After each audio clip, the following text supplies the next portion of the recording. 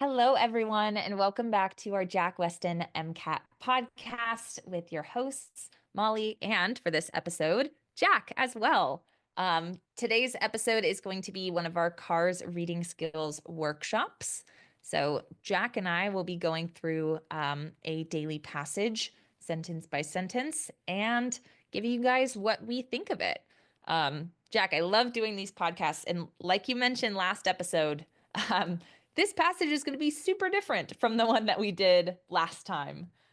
Right. Yeah. I mean, this is I mean, like it's going to be a little boring, right? But I think the goal is to pay attention and practice reading boring stuff to the point where it's interesting, right? Where you actually are interested in reading and understanding it because you're learning about history, you're learning about the past, and I always think that's important and useful information in one way or Yeah. another. Yeah, it's like fake it till you make it, right? Convince yourself that this is the most interesting, you know, passage in the world. And if you could do that, you're going to be fine for actual testing. I have a whole theory So, on that, and if I recommend students join our free trial session, our CARS session. Every week mhm. we have one where I talk about this. So yeah, I think if you're interested in learning about how to approach boring passages, that lesson that we teach every week, it's a free lesson, will help a lot. Oh my gosh, Jack, I mean, I've been working here for a very, very long time and you actually trained me, but I am still on the edge of my seat hearing that. Like I know all of our strategies, and yet hearing that is so enticing. So if you have not been, definitely check out our free sessions. Jack really does hold the key to success in cars. I have seen that firsthand many, many times. So that's part of why it makes me so excited to offer these podcasts to you guys for free. Basically, the goal of these podcasts is to go through our Cars Daily passages, which are posted on our website every single day. This particular passage that we'll be discussing is called Colonial Revolutions. It's the passage from May 26th. So if you're watching this or listening to this on May 26th, you could hop to our homepage. It's displayed pretty prominently as our Cars Daily Passage. Or if you're watching this later, you could always check the caption or I guess it is a caption. Check the description, I guess, of the episode, and we will have it linked there as well. Definitely encourage you guys to check out the passage itself. We do display it nice and well in the AMC exam format. You can read the passage on your own first and attempt the questions if you'd like to kind of see what was testable from this passage. But the goal of our podcast today is to go through again, sentence by sentence, and really show you how you should be thinking about cars and how we can deal with maybe like this, a passage that's less interesting, or maybe a little bit more dry, a little bit more abstract or just descriptive when it comes to history. So, if you are not the biggest fan of history passages, right, I hope you get excited about this one. Jack, I think we can make this one fun. What do you think? Yeah, for sure. Let's try. For sure. That's our goal today to make this fun. It'll be up to you to decide if we succeed. Okay, so let's read paragraph number one. And as always, let's consider our first sentence to get our context. So up to 1914, the British upper classes had not the faintest idea of the revolutionary violence with which its society was nursing, particularly in the colonies. Ooh, actually, that first sentence is a little fun. Got revolutionary violence and Britain has no idea. Kind of fun. Yeah, I mean, it sounds like a movie, right? Like Yes, it movie totally waiting to does. happen. But yeah, I mean, so it gives us a lot of clarity as to what the context of this passage is. We're talking about probably the early 20th century, uh, Hmm. 1900s, basically. The British upper classes, revolutionary, right? So there's a lot here we have to understand. There's something about colonies, right? Like so British, we should know this. Like Britain had a lot of colonies throughout the world, right? Where they influenced and controlled different parts of the world, different countries, or now countries, but territories. And so we're just talking about how, there might have been a revolutionary, violent, turbulent time, right? Mhm. So yeah, Perfect. And to clarify, you don't need to know where all the colonies were. You don't need to be an expert in history, but that's kind of what the first sentence is setting up for us. right. But there's something kind of interesting here. It says the revolutionary violence which its society was nursing. So Hmm. like something about a society is creating a revolution, Hmm. particularly in the colonies. Okay. So Hmm. I feel like it's the little nuggets like that that allow you to be interested, even if you're not naturally interested in it. right, I right, like that. Okay, let's look at our next sentence. It says an obscure Russian revolutionary exile named Vladimir Lenin wrote confidently about the inevitable emergence of revolution in India and China. This is another thing that I think is cool. Like you may not be a historian, but I feel like many people have heard about Lenin. And it's interesting that they're using like this obscure exile as if this is not like a pretty prominent person in history discussions. right. It kind of puts you in the time frame here when the author's writing like this, which is cool. Yeah, and so again, nothing. I mean, you don't need to know who Lenin is, but obvious. I mean, that guy's the reason everything is the way it is today, right? Right. All the wars that happened, World War One, World War Two, but we don't need to understand all of that, right? All we need to know is that okay, like something about the revolution in India and China, and those are Hmm. probably the colonies Hmm. that we need to focus on here. Okay, so Hmm. okay, let's keep going. Cool. One last sentence in paragraph one. It says, which British politician or world publicist worried himself about that? So I don't know. Are you asking me, author? Or are you asking me a hypothetical question that you're about to answer? Right. Whenever I see a question, I'm like, am I supposed to know this? No, wait. This is not an actual conversation. We're just treating it like it. The author's going to probably answer their own question. So I'm going to wait and hold on. Who cares? That's what the author's asking us.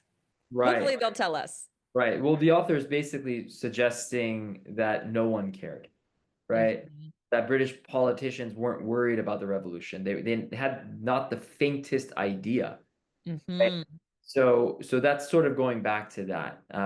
It's not, yeah, it's not really a question. It's more of a way to persuade us that no one was really interested in Mhm. in the revolutionary violence that was about to show up. They had no idea that it was coming. Mhm. So, how would you nutshell what we should learn from paragraph one? In this paragraph, the first sentence was really important that Mhm. we're unaware of the coming revolutions, that Yeah. it nursed, it actually was creating it, causing it somehow. Mm. All right, let's see how that idea develops in our second paragraph. This says, but first, the Russian Revolution and then the wave of nationalist revolutions which swept through the British and French empires afterwards gave the British a fright which goes far to explain their desire for peace. Ooh, it's almost like the lights turned on. Like, hey, there's revolution everywhere. British, right? The British upper classes, maybe you should be concerned. Maybe you should really try and fight for peace here. Um, Seems like we're basically saying other revolutions inspired this desire for peace in Britain. Yeah, so there are a lot of revolutions going on, and this kind of worried Britain, and they wanted peace now. Hmm. They Okay. changed their tune. Yeah. All right. Let's see. It says all the cunning, all the lies, the violence, the sanctimonious cruelty, which have so distinguished the British ruling class through the centuries, proved powerless to stifle the great Indian Revolution. Wow, this is a lot of adjectives. And I think even if you don't know what all of these things mean, I feel like personally I can get like a connotation of this. Like, what do you think the author feels about the British ruling classes based on this? Assuming you don't know the words, something like violence, you will, lies, you will, cruelty, you will. Sanctimonious might be a hard word, right? Yeah, that's the one I was looking at. Yeah. Which just means religious, like devotion, like Mhm. cruelty through religion, right? Like, oh, we have to do this. God wants us to do this, right? So something like that. But overall, yeah, you're right. You can tell that the British were doing a lot of bad things. Hmm. It didn't help.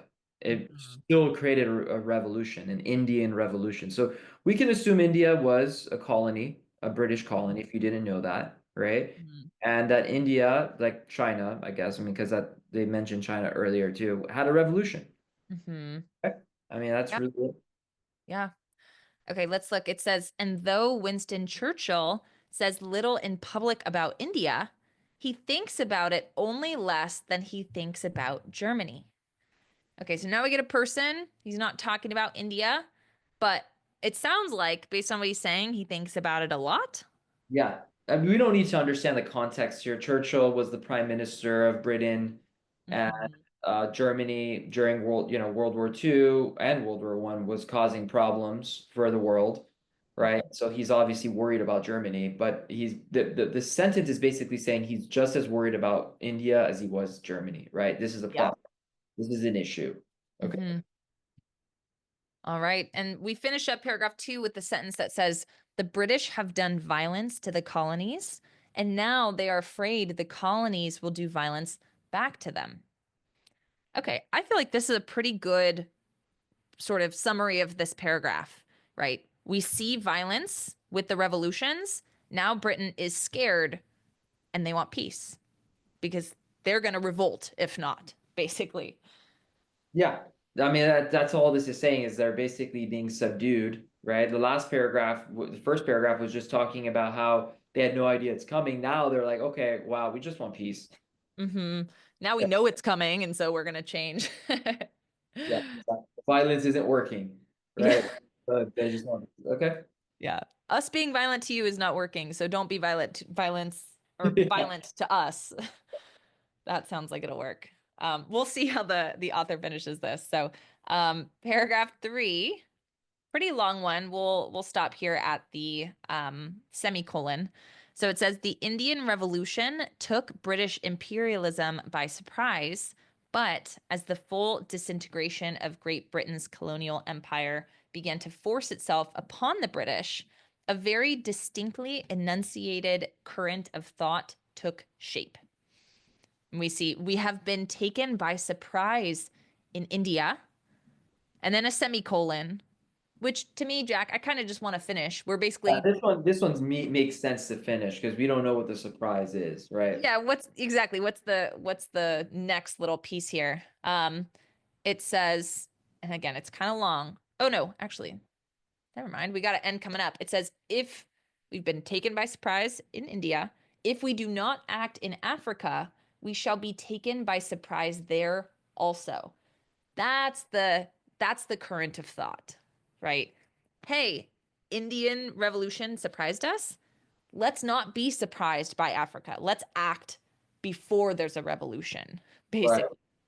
Right. Makes sense, right? I mean, if one of your colonies went down for a reason, you don't want the same reason to cause the colonies in Africa to go down, right? Mhm. Or to lose power there. So, yeah, so like that's the whole premise here, right? The whole idea here, Yeah. where the Indian Revolution made the British fear the African Revolution might be coming. Hmm. Yes. Learn from your past, I guess, is kind of the idea here. Yeah. Okay, so it says the result was the formation of an African research society under the auspices of the Royal Institute of Internal or International Affairs, the disguise the British government assumes when it wants to investigate economic and political questions without official responsibility. So a little bit more complicated here, but what I'm getting here is that we're forming a research society in Africa. And then I also see disguise. It's a disguise used by the British government. Even if we only understand bits and pieces of that sentence, this research society is disguising the real reason why they're there, Yeah. which is probably to prevent revolution. You may be thinking, well, why are they disguising themselves if this is their colony, right? Like this is their colony, they can do whatever they want. Well, yeah, but they have to be careful because at any time the people of the colony could revolt, right? Hmm. And so they need to tread cautiously here. And understanding history could help you understand what colonies are, right? Which are basically an extension of the government, right?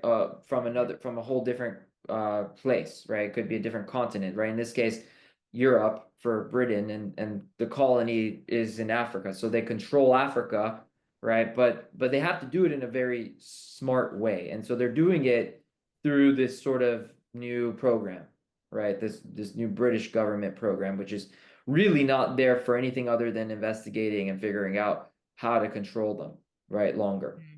Hmm. Okay. Let's take a look at paragraph number 4. It says, a powerful commission was appointed consisting of the ablest men who could be found in England for the task. So, okay. I feel like there's not a ton to pull out of this. This is how they made the research society that they're going to send to Africa. Right. Quote unquote research, right? Yeah, exactly. Not that it actually is. It's basically now our, the passage some might think of as dry. This is now becoming like a spy Yeah. story, Yeah. right? We're Yeah. going undercover. You might not love this topic, but find a way to find it interesting. Right. Don't assume, don't put ideas in the author's head, but you can frame it the way that keeps you interested, right? As long as it's not changing the actual content of the passage, do what you need to do to stay awake. Um, okay, the committee decided to make a complete survey of colonial Africa and appointed Lord Haley, the governor of the United Provinces in India, to carry it out. Okay, kind of the same thing as before, just like describing the African Research Society. Although, just because I'm reading this and trying to be interested, it's kind of cool that it's the individual who was in charge of the provinces in India, which did rebel. They probably chose this person because they just saw the rebellions, right, or the revolutions. Yeah. Put that guy there because maybe they'll be able to see whether this society is about to revolt. Yeah. Yeah. You Who don't knows? need to grab that out, but it's kind of an interesting thing they're bringing in. Right. Okay, let's see. Um, Special researchers were commissioned preparatory to the actual work in Africa, the most important being a study of capitalist investment in Africa by Professor S.H. Frankel of Johannesburg. I mean, Jack, I feel like I'm stuck on a same train here. I mean, it sounds like all of this is just giving us context. Is there anything you think so far this passage or this paragraph we should be pulling out argument wise or important This, context? this is just expanding on the last paragraph, right? Explaining the details Exactly. paragraph. So no. Okay. All right. Well, that's kind of a nice little sigh of relief for those of us listening who easily feel exhausted by history passages. Sometimes you just get extra context. We see both the survey and Frankel's volume were published in 1938 by the Royal Institute. More context. Wonderful. Um, yeah, not a ton that we're pulling out so far. Last sentence of this paragraph, number 4, says the upper and ruling classes wanted them to find a way to subdue the African colonies. Okay. This sounds pretty familiar to me, right? Sounds like our idea from paragraph 3. They now said it more directly, right? Mhm. So if we do not act in whatever they said, if we don't act in Africa, something's going to happen, right? Well, this is their way, right, to find a way to subdue the African colonies in case they do revolt, right? So Mhm.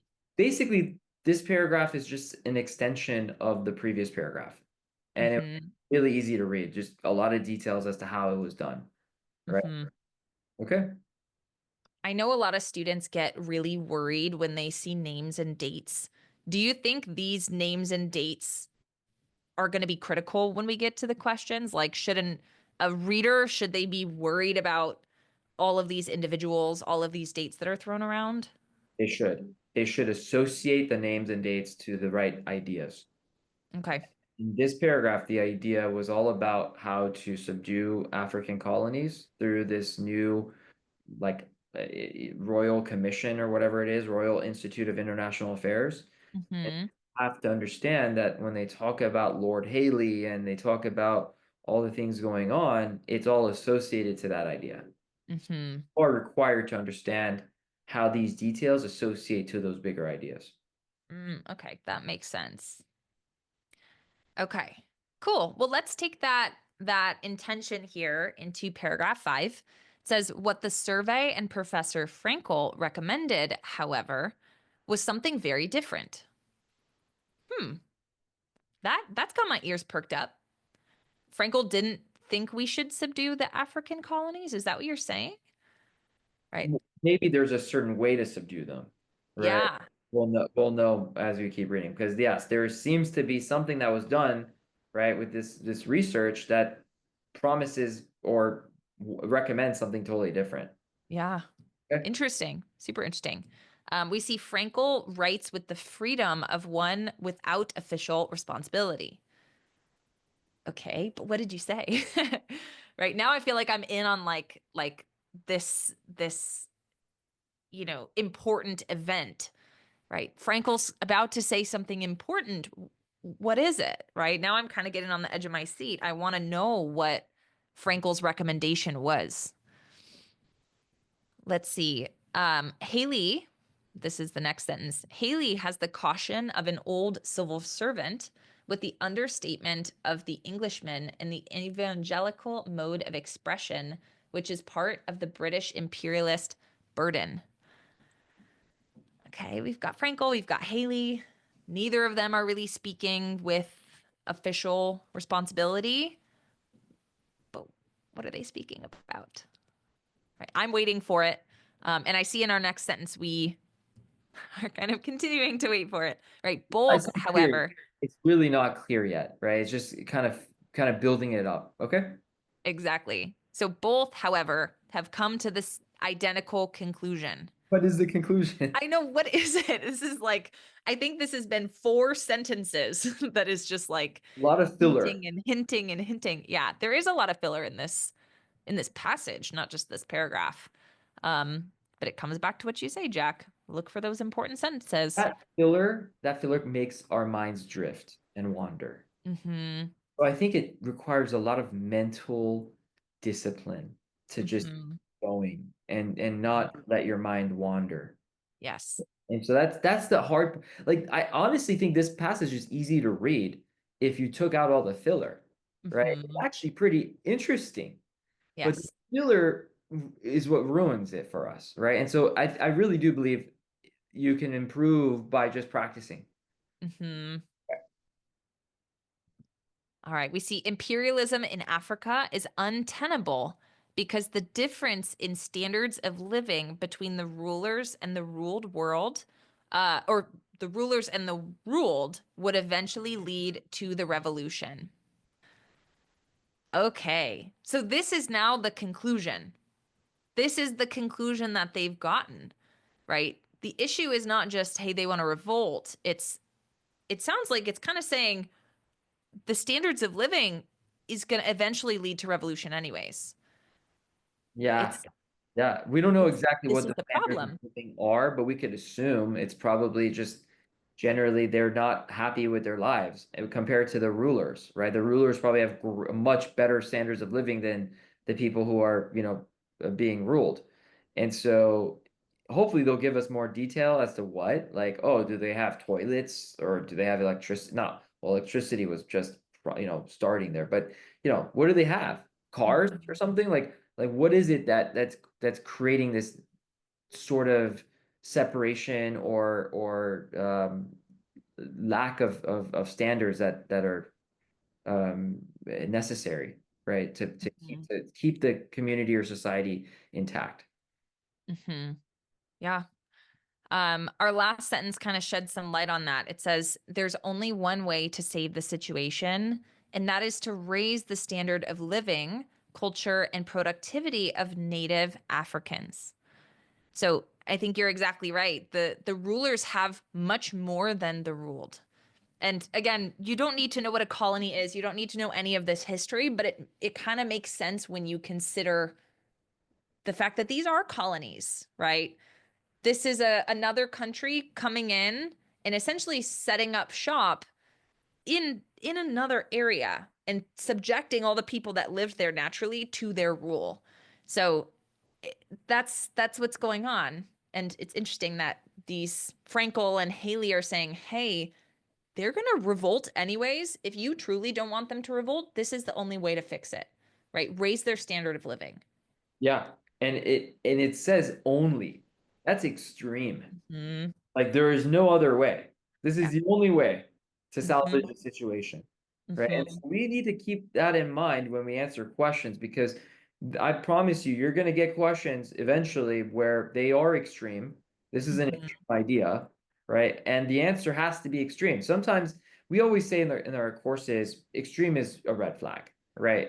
In the answer choices. But sometimes there are exceptions where the author is extreme, and this is one of them. Mm-hmm. Mm-hmm. But in this particular situation, extreme answers may not be incorrect. Yeah. Okay. They're basically saying there's no other way to fix it. Yeah. That Is it? also sounds extreme, but it's the exact same thought. Yeah. Only one. I like that you point that out. So we have to improve the living conditions in order to save the African colony. That's kind of what we're getting from this fifth. Is this fifth paragraph? Yeah, fifth paragraph. All right. Well, we have one more paragraph. Let's see how this plot continues to thicken. Our last paragraph says the conclusion that the survey and Frankel came to was an affront to the ruling classes. Okay, pretty short sentences there. If you know what an affront is, um, this will come across as very clear, right? An affront just means they're upset. If they don't, if let's say, Jack, hypothetically, a student didn't know what an affront was, what would you do? Yes. Right. And you Guess. probably have enough context to know what it means, right? It Mm-hmm. came to a surprise, right? Mm-hmm. To the ruling classes. At the end of the day, this sentence is not going to make or break you, Mm-hmm. right? You can continue and it'll probably give you clarity. Yeah. Yeah, that's what I would do is just keep reading. But yeah, also use context if you don't know what a word means. So let's say we keep reading. It says the governing assumption for the existence and self-preservation of every European in Africa depended upon one fact, the maintenance of the African in the position of inferiority, segregation, and backwardness in which he is at present. So this governing assumption is that we have to be above the native Africans. We have to keep them down in worse conditions than we have. That's part of the self-preservation aspect of it. You need the native individuals to stay inferior if you have a colony. That's kind of what I'm getting from So this. what's the problem here? Well, the problem is what our idea was from paragraph 5, right? We're basically saying you will have revolution if you continue this way. Right. And you have to increase your standard of living. So they're not Exactly. necessarily as inferior to you, right? Exactly. And so that kind of creates a dilemma. That's a shock to this British government, right? It's like, oh crap, if we want to make sure that they don't revolt, we need to improve their standard of living. But oh, wait a second, we want to make sure their standard of living is low so that we can, be their superior, right? Yeah. So So we have there, the power. yeah, so there seems to be some sort of dilemma here. Hmm. Okay, let's see. Raising the standard of living would keep the general populace happy, so it would keep them from revolution. Okay, that's basically the idea from paragraph 5. But again, you've hit on the fact that there's conflict between the idea in paragraph 5 about Frankel and Haley and now about the ruling classes. There's a dilemma, right? So the British could keep their rule, but only under a different guise and under a richer African population. Okay. Can we have both? I Is don't it? know. Yeah. I don't know. I mean, maybe Frankel and Haley think so, but it doesn't seem like the powerful individuals in Britain think it's possible. Right. So let's see our last two sentences here before our passages done. The survey and Frankel's suggestion that the standard of living in Africa should be raised was paradoxical in such a situation.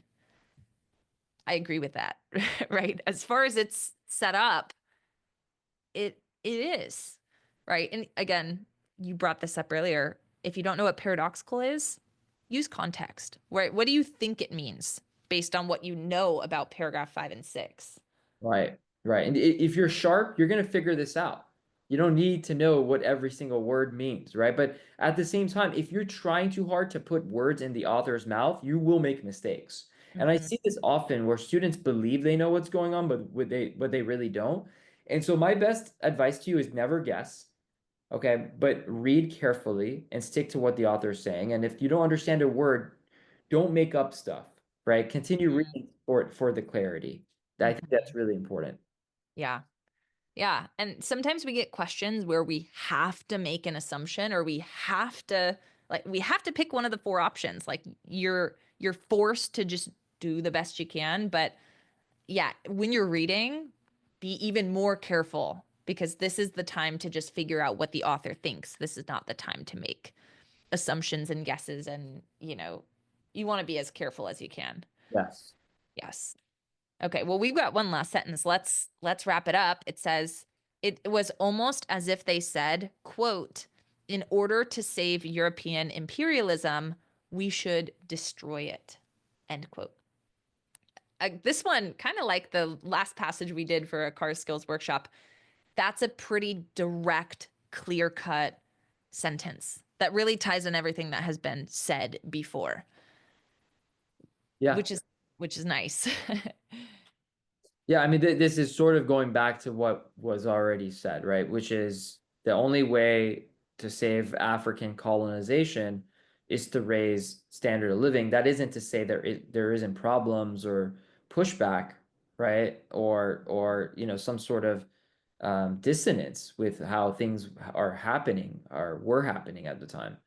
Hmm. The author is, constantly suggesting this is how things are, Yeah. right? Like, and so we need to keep that in mind. And that seems to be the big idea. This is one of those passages where the idea wasn't fleshed out until the last couple paragraphs, which is usually the case, right? The last couple paragraphs really flesh out the idea and they go into it, and that can only be done because they built context. So, yeah, I mean, this is not that bad. It's really not. It's actually pretty interesting.